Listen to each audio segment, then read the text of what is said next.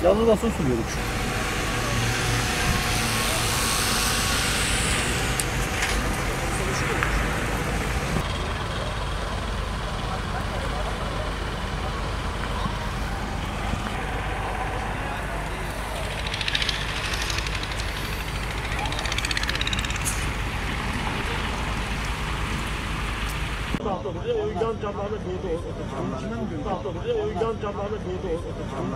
Demek ki ona bakınca panikledi, girdi buna. Kafa mı yanıyor? Adam da yanıyor için. Adam sıkmış araba.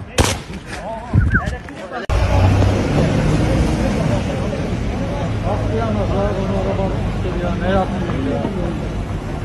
Ne at, gözümüzün önünde oldu, ne yaptın? İyi diyorlar ama. İyi olabilir de sana araba.